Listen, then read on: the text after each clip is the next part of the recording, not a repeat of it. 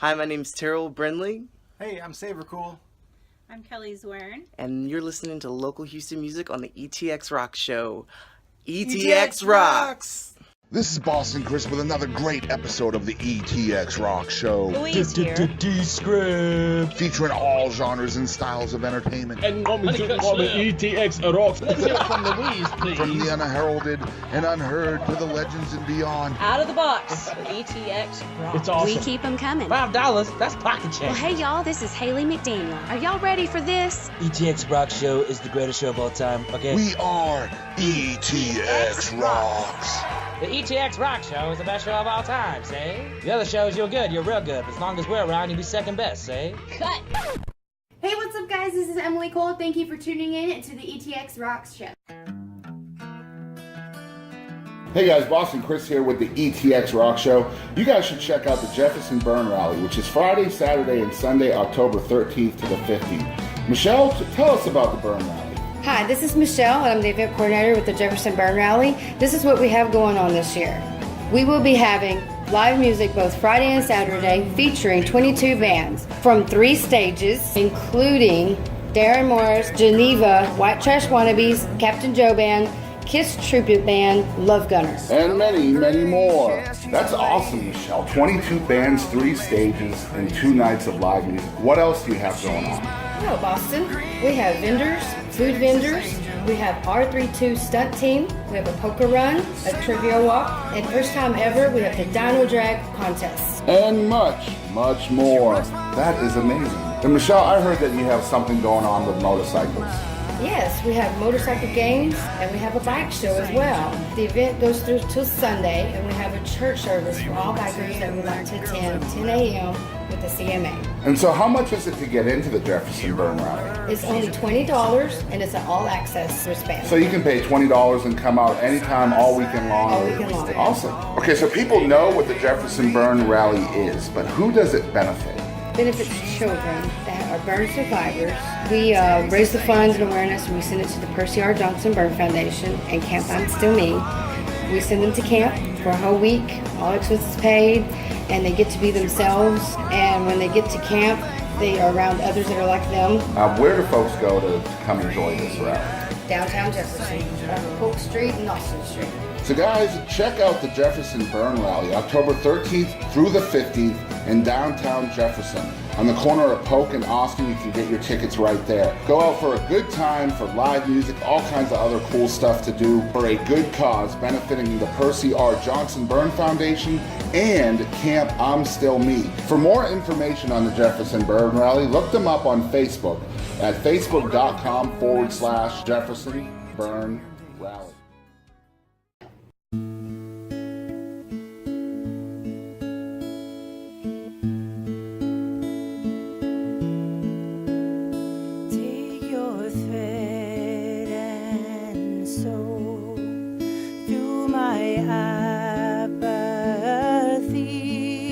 I'd rather wince from the pain than remain numb.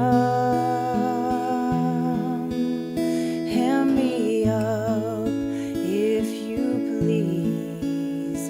Stretch me out if need be. Whatever it takes for you to make me a garment of praise.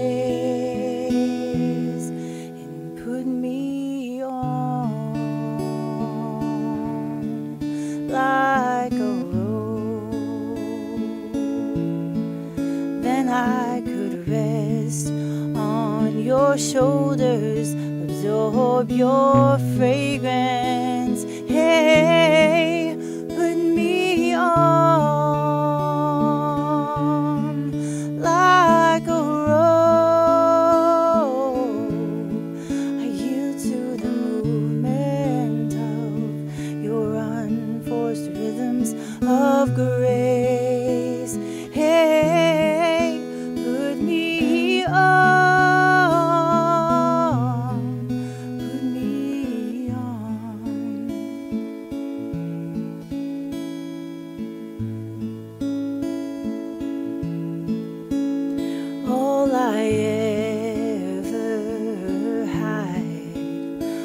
was a patchwork of rags. Tried to dress it up like a whitewashed tomb. Truth be told, the stains of despair would not let go, but you took what I had, then gave me yours, displayed your splendor. Oh, and you put me on like a robe. Now I can rest on your shoulders, absorb your fragrance. Hey, you put me on like a robe. I yield to the movement of your unforced rhythms of grace. Hey, you put me on, put me on. Would you put me on, put me on, oh, put me on,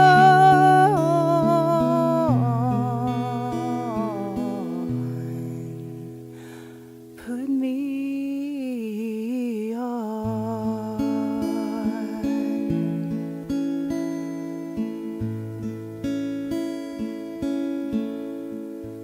Hi everybody, my name is Terrell Brinley and I am with localhoustonmusic.com.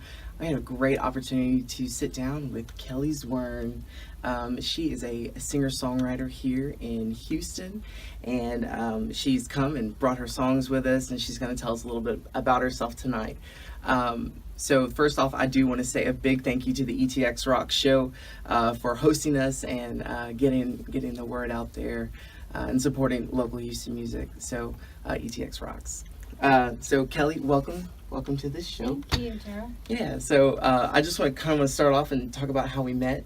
There is a singer-songwriter circle out at Windwood Presbyterian Church, and so we had the opportunity to meet there a couple months ago, and we just really hit it off immediately. And so Kelly has a great grasp on writing worship style music and conversational with the Lord, and I feel like we just had a pretty strong connection in the beginning, right? Yeah, absolutely. So I really want to talk about starting off. Just kind of tell us a little bit about who you are, where you're from, what your family life is like, and that kind of stuff. Sure. So yeah. Yeah. Well, I am from Austin, Texas. I just moved here in November, and I've just been working part-time and doing music part-time and being a mom full-time. So I have 3 lovely children and a amazing husband, and we live in the southeast side of Houston right now. Yeah. And so your husband works full-time, Yes. and so he's pretty supportive of your music and all that. Yeah, right? absolutely. Yeah, we met and connected over music, and yeah, so he definitely is supportive. Yeah. Kelly has brought a couple songs for us, and the first song that you would have heard is called Put Me On, and that was actually the song that we met kind of over. That was your introduction for me, and so I hope you could just kind of talk a little bit about it. How old is the song, and kind of what did it come from? What part of you is it from? It's probably about a year and a half to 2 years old, and the title comes from the chorus. I really was going through a season where I just really was crying out to God and just wanting to be completely filled with Him in every way. And the first part of it is just, like you said, a conversation. And the first part of it just talks about how I just want to, I was just becoming aware of how hungry I was for Him. And when I use the word apathy, it's not really a statement of, oh, I'm so apathetic, but it's more of a statement of realizing that, wow, I'm actually turned on to God in such a new way and a fresh way that I never have before. And so but also at the same time, you become aware when you're fed in a way, it stirs up hunger. And so I just was asking for more of that. And then hence the chorus of put me on like a robe. I wanted him to just wear me.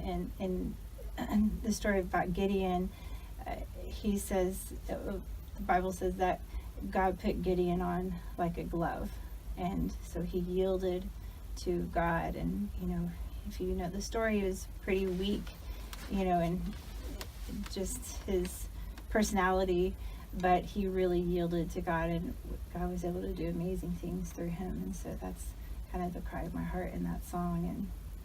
And yeah, when I say something in a song, especially that one, it's kind of been my prayer the past couple of years. Even I just have been staying in it.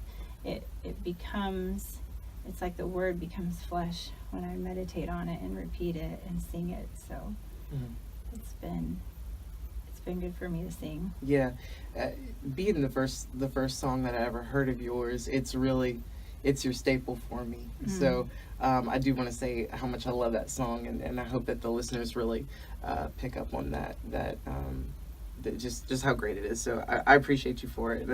When we played at the show, I think there was a lot of just like over complimenting each other. We played a show together at church out in Spring, and we sat next to each other, and everybody was just playing a song and kind of talking about it, and we were just constantly, I was like, Kelly Zwern, you're just so amazing, Kelly Zwern, everybody. So I really loved that song a lot. Let's talk a little bit about where you kind of blossomed as a musician. How old are you? 39. 39. So how long have you been playing the guitar? I think since I was 20. Okay. So whenever we were talking at your house the other day, you'd mentioned when I was playing scales on the piano, you were like, when I was in college doing music. So you have some formal music education? I do. I have some. So when I entered college, it was really kind of it was a God moment. I didn't have any kind of musical training. Hadn't been in choir, but I'll back up just a little bit to explain that. Sure. So I'd gone on a kind of a retreat where I was just seeking the Lord, and I was about 20 years old, and music wasn't really in my life very much, except for listening, Yeah. And then I had this encounter where I just heard the Holy Spirit tell me that dream you had as a little girl wasn't just a silly dream that every little girl has. Like, I want to be a singer someday, or I want to be like that, famous singer. He said, I've put music in you, and that was part of your DNA, part of your makeup. And so, right when I heard that, of course, it was just, I knew it was him, and I just cried, and I just felt so validated and so loved. And ever since then, he's just had me keep training. And so when college came up, I chose to audition for a music school, and just worked really hard at learning a hymn, and auditioned and got in, and even got a scholarship. So he got me in. I couldn't believe it. Yeah. It was just a miracle thing. But I knew that all I needed to do was to learn a little bit of theory, and to be able to just write songs. I didn't really need a whole degree for that. So I studied for 1.5 years, voice lessons and piano and musical theory, and took a songwriting class in college, and it was kind of one of these contest things, and at the end of the class, and so we all presented our songs. I had a big rock concert, and it was fun. I got second place. Ooh, yeah. Yeah, so I don't play that song anymore, but it was the starting place of playing music, so it was really fun. So I guess whenever you started to develop your music vocabulary, you had strict intentions on becoming a singer-songwriter. Yes, my heart was to write songs and do what I enjoy doing. I grew up listening to music in Austin, and there's a sound in the area, and that's just what flowed for me naturally. And so I created music that sounded like that, and because I'm a Christian, it just, you know, that kind of theme just flowed from me naturally as well. So, yeah. Cool. So, you know, growing up listening to music, I do want to know about your influences. I think that's what everybody always wants to know. Like when they like an artist, they want to know what inspires them aesthetically in music. So tell me about who you listen to that you were just like, I want to do that. Sure. Well, when I was a little girl, Amy Grant for sure. Yeah. I loved her storytelling. I loved her voice, just very, you know, casual, and so I really connected with her stuff. And then as I grew up more, I started listening to more folk. So Indigo Girls was one of my favorite bands. I knew every Indigo Girls song. U2 along with that, a little different, but just that's when I grew up listening to the War album, and Joshua Tree, of course. Ramsey Schick was this gal out of Dallas. She was wild and crazy, and she played at a Christian club that was kind of wild and crazy and fun, you know, underground kind of thing. So I felt really cool going to this club. And Sarah McLachlan, you know, all those girls, Love Sarah. Girl A song, Yeah. Alanis Morissette. Okay, yeah. 94 was a good year. Definitely. So some of my first musical pieces, a lot of them are in a higher register because of Alanis Morissette, probably. Yeah. So I think those are probably some of the biggest ones. Yeah. So I like in your music and what I've been able to pick up from everything that I've heard so far is you have that wonderful trademark. Hey. So where do you think that comes from? How does that come out? And what that is the first time anyone has ever told me that. So I'm gonna have to think about that one. I don't know. Yeah. Probably. I mean, there's got to be something. You know, there's got to be some kind of. When I come to think of it, in my songs, like lately, I've used words that talk about maybe inner sounds, you know, like no more groaning is one of the lines. So maybe there's something of a filling in of space. I think sometimes we can just, when we even just say, sing a certain pitch or a certain note, there's something that's released, or something that's our spirit is saying. Yeah, and I like that the dissonance that you bring in that little soundbite. I just feel like it really just like establishes brand with you, and that's one thing I really like to talk about with artists that I meet. For me, as an artist, branding is a really big deal. In presenting your story. And when we were at your house, you talked a lot about how, you know, you're just like, I'm not into branding and I'm not really pushing for that kind of stuff. So you want to talk a little bit about branding or your lack thereof and how that is for you? Sure. I'm really trying hard to even understand the question. Oh, I know okay. what you're saying. Yeah, I know what you're saying, fine. but that is I'm sure there's been, I mean, it's been 15 years since I started, you know, and there's been certain vivid dreams and pictures and to keep me going, I think. Literal dreams or things that have come up from other people, and some of them are kind of big, you know, and so there's been times when I've struggled with trying to aspire to something. Not that we don't ever want to aspire to something, but having that in the forefront of my mind has never been a healthy thing. So I've done a lot, especially with having children. I have 3 children, and so as a musician, and maybe, I don't know, maybe even somewhat as a female musician, a mother, there's a huge time commitment involved in motherhood and in music, and I've done a lot of laying down of that laying down of my aspirations, laying down of my dreams in a way that is a healthy way, I think. With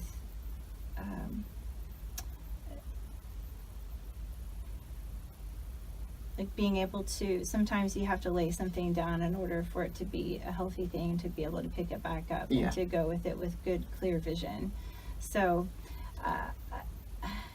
I just haven't had the time, honestly, to look into branding, to look into what it takes, and internet presence, and all those things that it's just too complicated for me. And what I do best is just staying in my quiet, secret place and writing music and speaking with the Lord and just singing what is real and what is honest, and just sharing that where opportunities arise. And just that is the truest thing that I can do right now. Cool. So, in talking about what we were just saying, how keeping back the I guess the vanity side of being a musician, you know, disposing of branding, and you know, laying things down so you can be there for your kids and be a mother and just really be a singer-songwriter. That's what I can really relate to what you're saying in that, because for me, I've always been like, you play to your strengths, and for me, I'm a singer-songwriter, and so that is, anytime that I need to be recorded or anything like that, you just leave that to somebody else. So I think a big part of who you are as an artist and a singer-songwriter is your communion with the Lord.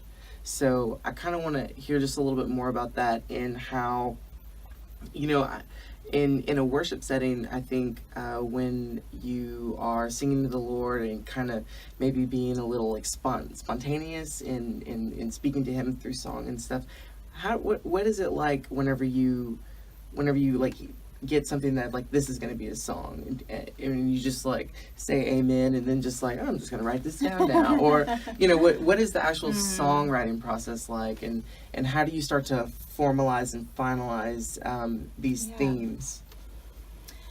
I would say, you know, sometimes it's different, but for the most part, especially lately, I will usually have a new understanding, and truth sets us free. And so when I'm with Him in the Word, or driving around in my car and just having conversation, when He's revealing truth to me, I have to process it. You know, I have to, for me, verbally processing things helps.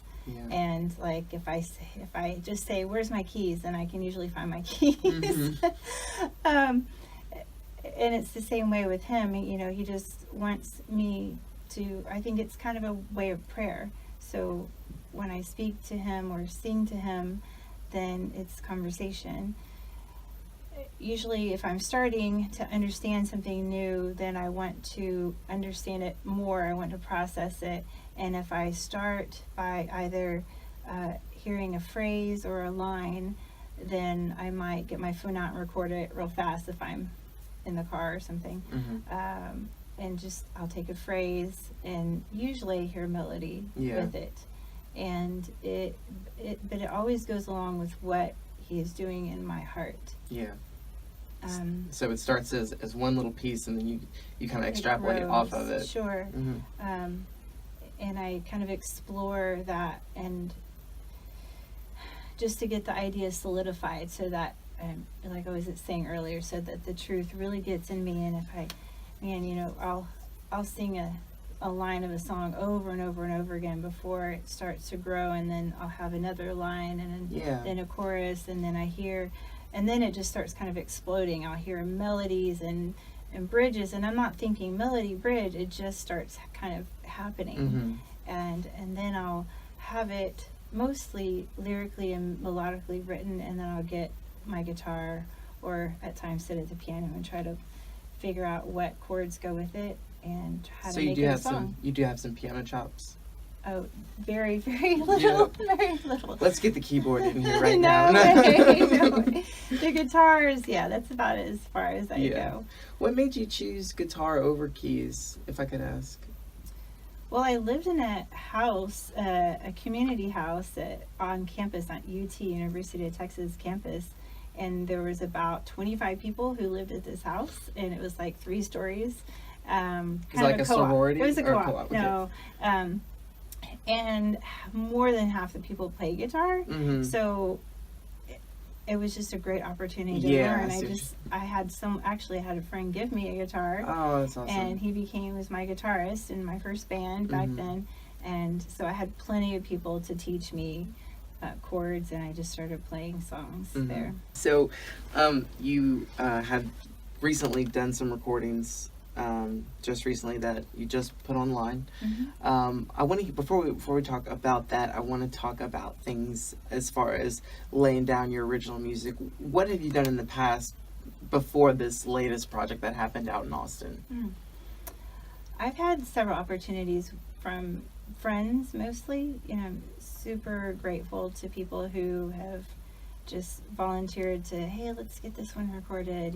Usually I've been in doing some kind of musical project with them, or old band members, and they wanted to work at doing production, and so I was the musician and provided that, and it was fun. I think they've all been really amazing experiences, building on just maturing the work, and for me understanding my voice better. Yeah. And so the latest one definitely captures more of what I feel like.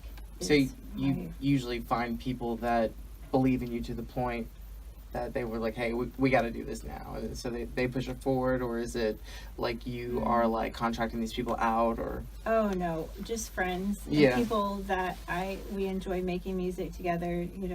Most of the time, I guess 8 years ago when I lived in Houston before, I was in 3 or 4 different bands, and we were all kind of playing music at the same time. We would, play not duos together, or Fitzgerald's or Walters and Washington, and we're all kind of, we have our own bands, but we also share parts in each other's bands. Like I was a back up reggae band singer. Yeah, that's awesome. Yeah, and we did Irish punk. It's just fun, and then there's just kind of momentum going, and so yeah. So the current stuff that just kind of happened is, so for lack of a better way of saying it, sounds like you got a little bit of a rebranding that's happened. Even though that one wasn't mine, but that was just a friend's. Yes, Okay. that stuff. So I would say it's more, my style now is definitely more folk, with blues and rock and all mixed together, Americana. Yeah. So it's, like I said, kind of an, lack of a better explanation, kind of an Austin-y sound. Who produced these tracks? A friend of mine, she wanted to gift me with recording, and so she went ahead and paid for to get some songs done. Wow. And yeah, it was a huge gift. And her name is Cindy Borsellino, a dear friend. She's spent lots of time with me, kind of discipling me in a way, not with music necessarily. She is a musician also, and I definitely say she's influenced me. But she's just been like a spiritual mom in a lot of ways. Wow. So anyway, she had a family friend also who does some production and is also a musician in Austin, and his name is Terrell, and That's I weird. know, and he just does music all over Austin, and we actually got to go into 512 Studios in Austin. It's a really nice studio area, and I was just amazed at this. So yeah. So how long did that whole process take, as far as laying everything down and mastering and all that? How long? Well, we were in there just for a few hours, and then I had 1 or 2 words that I wanted to go in that were flat, and that I went and fixed, and we just fixed those up in his recording studio at his house. Okay. But what about the other musicians? Because it's a full set. So who else played in on that? Did you know those people, or did Yeah. they just bring them in for you? Yeah, my dear friend Sheridan Mhm. is the female guitarist Okay. on the piece. I usually don't play my own guitar on the recordings. Oh, really? So Yeah. someone else is playing guitar for you? Man, Yeah. that's kind of cushy, isn't it? You just kind of like going and like, I'll sing. Yeah. And then we have a drummer. He was playing with us for a short time. He was actually in her band. Okay. They play in Austin also, Mhm. a different band. But yeah, she graced me with her presence. He graced me with his presence. I hired him too. Okay. because I didn't know him that well. Yeah. But yeah, she's like one of my best friends. Yeah. And she sings backup vocals with me when we had a band in Austin. Okay. But for the recording purposes, we just did the guitar. So what? How many songs were there in this set of music? Two. And what were they? We did Lose It Mm-hmm. and You've Won Me Over. Okay, and Lose It is the song that's going to be at the end of this interview, so definitely stick around for that. It's a great story, great example of Kelly's conversational style in her writing, so I really want you guys to stand around for that. If we could talk a little bit about that song before we kind of tell everyone how to find this stuff. There's a lyric in there, took a little pill. Tell me a little bit about that. I mean, the whole song it's all about redemption, I think, and going from one status to another, and so talk about it a little bit. Sure. Well, it's an intense song, and it's full of joy. Mm-hmm. You know, it's peppy and fun because the story ends with joy. Yeah. But it's intense in the sense the story. It's basically my story of how the gospel impacted my life. Yeah. Kind of the theme of it, lose it to find it. You've got to lose it to find it. Yeah. Oh, well, you were asking about the little pill. Yeah, but I mean, all that's good. Okay. Yeah. Well, just the idea of being born again, Mm-hmm. of actually when I become a Christian, I lose the life that I was never meant to live, Mm-hmm. and I gain an amazing spirit-filled life Mm-hmm. that with purpose and destiny. Yeah. I would say the majority of my Christian life, I didn't really get that. I didn't understand that, and so it didn't have that impact. And so as I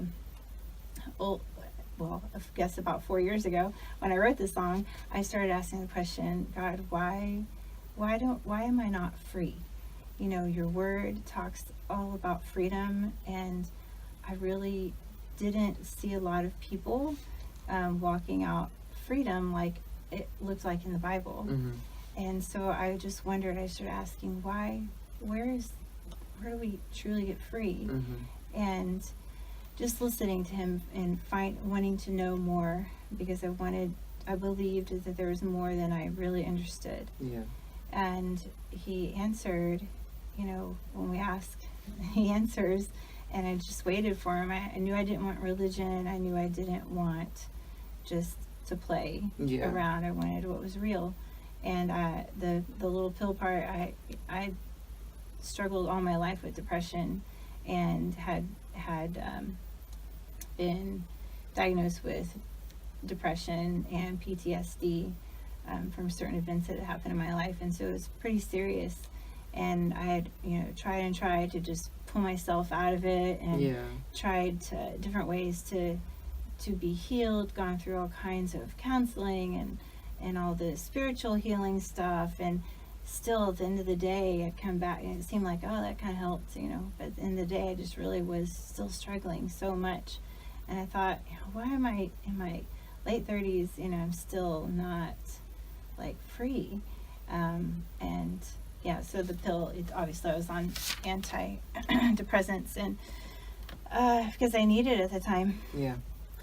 I can feel you kind of going towards this, and this is part of your story that I know, if you're comfortable with talking a little bit about it. I think whenever you first kind of came back into faith, because you kind of grew up in church, is that right? Yeah. Yeah. So you were kind of separated. You had kind of separated yourself from the church, and so it's kind of been a love story of you coming back and celebrating being part of the church and being with the church, the people, that is. You want to talk a little bit about that and kind of tell people your story in that? Sure. Well, I had been married for 8 years and before, and like I said, I didn't really understand the gospel. I didn't understand Jesus as much as I could kind of recite things and tell you the right answers. Right. It didn't impact me like it has now. You know, the marriage failed, and it really was devastating to me. Sure. We were in the church, and so that was very difficult. It was just hard to fit in that place with divorce, and so I was angry and felt like I needed to blame everybody, and so I just walked away and really had a chip on my shoulder and a lot of attitude, and felt pretty right. So during that time I was pretty angry, but I felt like I was strong. I felt like, well, now I have a voice, now I'm not a pushover, and now I'm not a doormat, you know, so I felt like that was freedom. And you know, my circumstances kind of changed for the better, and it seemed like, yeah, this is the way to go. And then, you know, life kind of got into a place where, okay, I'm really no better off than I was before. It just kind of has a way of going in that direction. And then I cried out to God, and I was just like, you know, really want to know you. I want to know your life. I want to know freedom. I want to understand your love and all the things that I've read. I want to experience that to a new level. And he really did answer and just started showing himself to me through the word, through songs, through, you know, all kinds of amazing things, but really just drew my heart close. And you know, I said I rejected the church and that whole drama stuff. For me, I was dramatic about it. Yeah. But when you love God, you know, he is the head, and then his body, goes along with it. Yeah, he's in his people. Yeah. And so it wasn't like a thing that I just was trying to do. It just naturally came. When he started melting my heart, just in general, and just showing me that my goal in life is now to become love, and that is my purpose, my reason for living, to become love, then there was no way I could be angry at anybody else, or you know, it just melted all of that off. And so now I'm no longer trying to get something from somebody in the church, or have them like me, or have them appreciate me. It's just, I'm there to be love. I can give. That's love. Yeah, and especially being part of a church family. There's, I was talking about this on my website a couple days ago, just how much a strong church family is integral to the Christian experience and can become a really great asset in the walk. So, yeah, it's true. Now that all the recording's done, you know, a couple weeks ago you had sent me after the show that we did at that church, you'd sent me a preview of Lose It, which was an honor. So thank you so much for sharing that with me really early. Yeah, you're welcome. But now it's available online on Reverb Nation, right? Yes. What is the way that our audience here today can go and find you on Reverb Nation? It's just under reverbnation.com/Kelly Zwern. Zwern. It's a hard last name. Yeah. So that's Kelly, Kelly. Yes. Zwern. Yes. Yeah. And I'm sure there's a way that I need to figure out how to let people download it, but I will find out soon how to I want to just give it away. So just allow people to download. I'm sure there's an easy way that I haven't figured out yet to do that. But yes, you can listen to it. Yeah, and the recordings are really good, so I really want to commend you on a great job on the project, and your team was really excellent. So I really, it was great to listen to it. Whenever you sent, I saw online that you had posted it, like a week or so ago, and I was at work and I was just kind of listening to it in the office. So I love it. I really appreciate it. You got a couple of things coming up as far as live shows in town. So what is going on at Wynwood Presbyterian Church? Yeah, on August 11th, there's going to be a singer-songwriter night.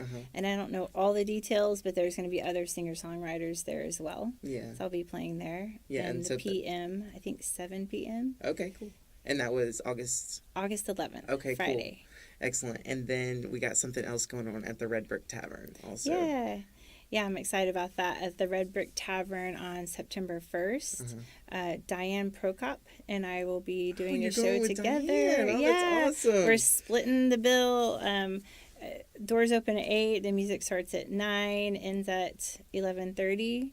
I think tickets are like $5. They made us charge something. So is that like a restaurant atmosphere? It is, yeah, and it's kind of a bar at night. Okay, what? How can people get tickets? Do they just need to contact you, or if you just go to my Reverb site, there'll be a place to click on the show, and it'll send a link to buying tickets. Yeah, and we'll definitely get all of that linked up in the description of the podcast. So, I mean, do you have anything else you want to say to everybody before we get it all wrapped up? No, it's just an honor to be here. I'm so excited to be talking to you guys right now.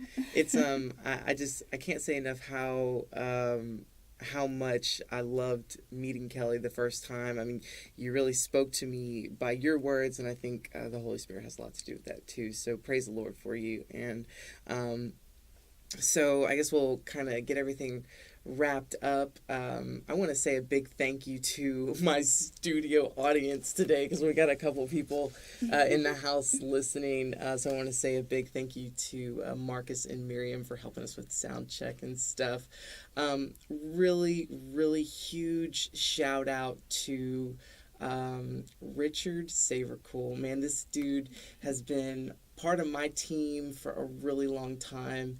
And, well, I mean, we're on a team together, so he has been my sound engineer for the show, and he is facilitating the studio here at Impact Church Studios in Roman Forest, Texas. And so I would just love it if you guys would check Richard Savercool out. You can find him. His band name is Savercool. He is on iTunes, Spotify, Google Play. And go check out his record, Unburdened. It's absolutely amazing. And this dude, he's just one of my best friends. And so I really appreciate you. We are currently being, I didn't get to say this on the last show, but we are being syndicated by the ETX ROCKS podcast show. And I can't say what a blessing it is to be part of that.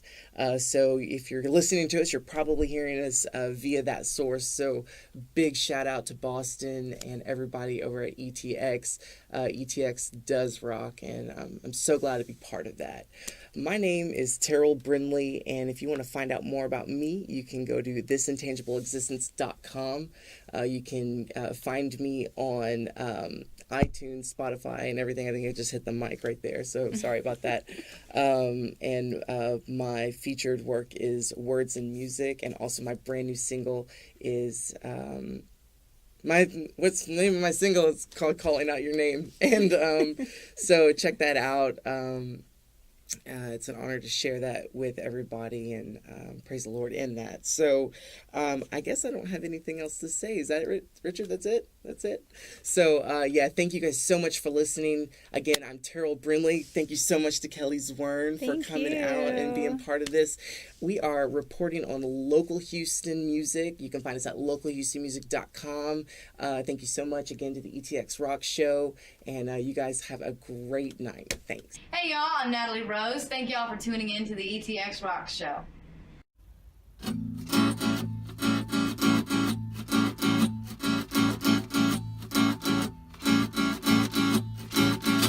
You got to lose it if you wanna find it. You got to lose it if you wanna find it. May not sound PC, but it will make you free. May not sound PC, but it will make you free. Hey, yeah, yeah, yeah.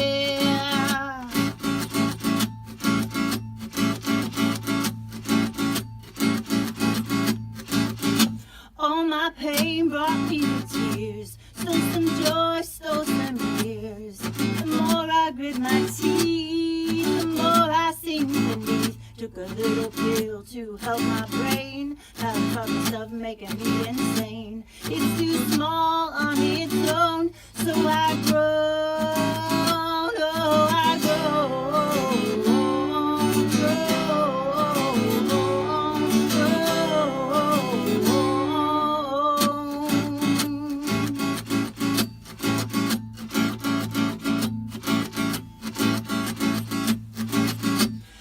I said to God above, did you see the evil coming?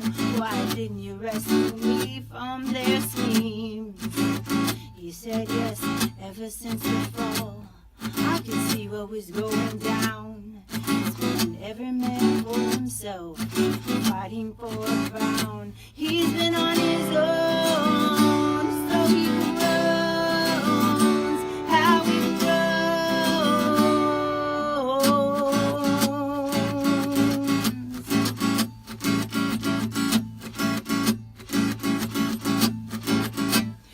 my son, he left us alone to bring back my sons and daughters who've forgotten they were made to look like me. I said, well, okay, what's that to me? He said, you look like you could use some peace. I won't revive what is old. Let's put this new life on. I need new skin for the new wine that's about to blow. So let it go, let it die. No more groaning.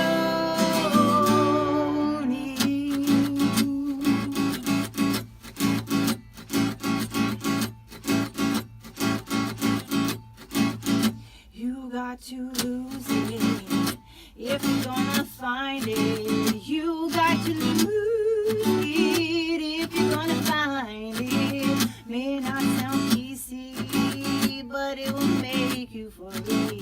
May not sound PC, but it will make you free. Hey, yeah, yeah.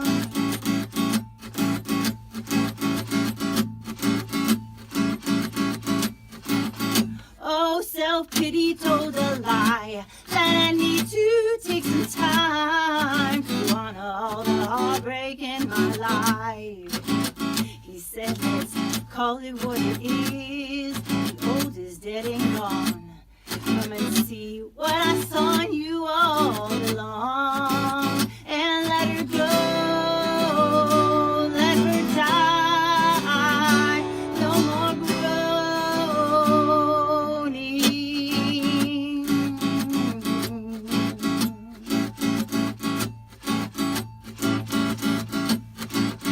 He said, he who the sun sets free is free indeed. I said, but what about the time when he said, you're free? Yeah, but what about the time lost? He said, you're free. Yeah, enough is enough. Jesus is enough. Enough is enough. You're free. Enough is enough. Jesus is enough. Enough is enough. You're free. No more looking back on the pain of the past that was old. What I give is brand new. It's time to let it die so you can live through me. No more paying homage to that victim. You're not a tragedy. Jesus said, I'm the resurrection. I am the life. Not just for me, but all who believe.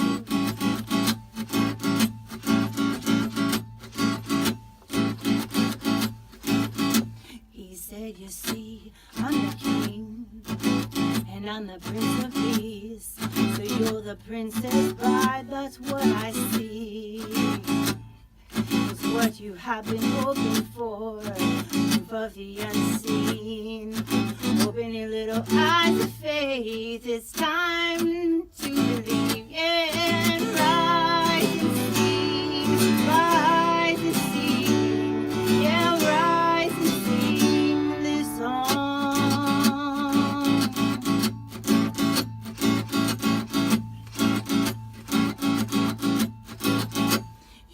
got to lose it. If you're gonna find it, you got to lose it. If you're gonna find it, it may not sound PC, but it will make you free. May not sound PC, but it will make you so free. Hey, yeah, yeah, yeah, yeah, yeah, yeah.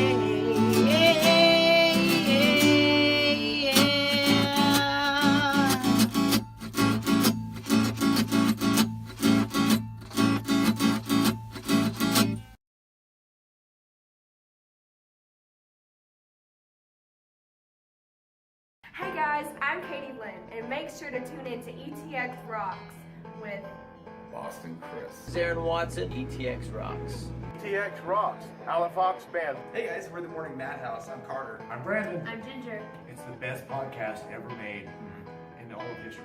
Hi, this is Paul Bebo, and I'm ETX Rocks with Boston Chris Barnes. You're gonna love it. ETX Rocks. Hey, East Texas, DP here. ETX Rocks. Hey, East Texas, we're Enduring House, a Christian rock band. ETX Rocks! Hey, this is Monty Pittman from ETX Rocks. Hey East Texas, Jaden Farnsworth, ETX Rocks. Hey everybody, I'm David McCarty with the Gypsy Creek Band. As always, ETX Rocks.